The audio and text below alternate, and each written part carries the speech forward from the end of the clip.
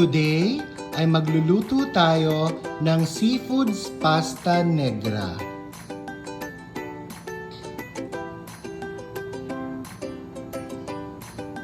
Magsimula na po tayo. Sa kumukulong tubig ay iluluto natin ang ating Royal Premium Spaghetti.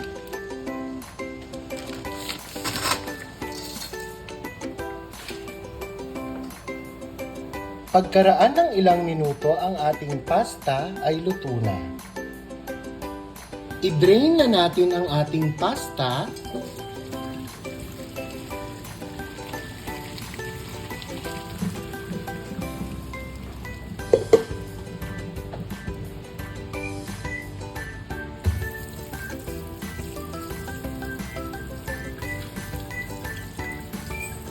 At isi-set aside.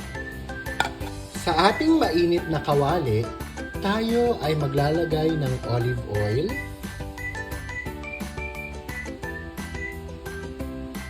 at magigisa tayo ng bawang.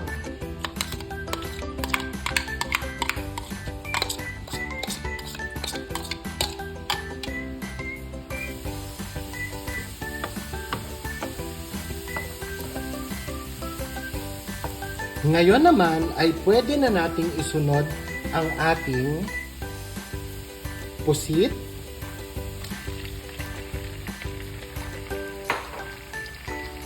at hipon.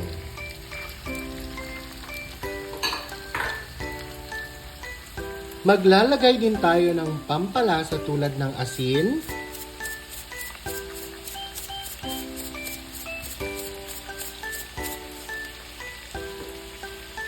at ground black pepper.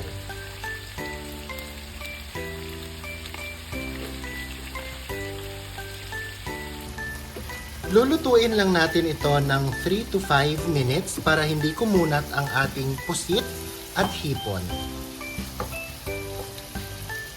Ngayon ay ilalagay na natin ang tinta ng pusit na kinuha natin mula sa katawan nito kanina.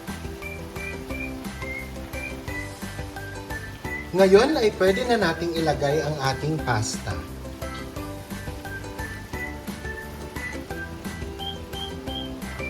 Ilalagay na rin natin ang ating sliced red bell pepper at parmesan cheese.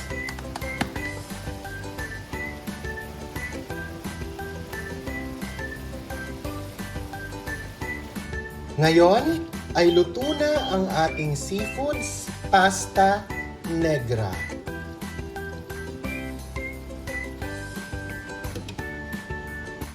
At ngayon ay ready na po ang ating seafoods pasta negra.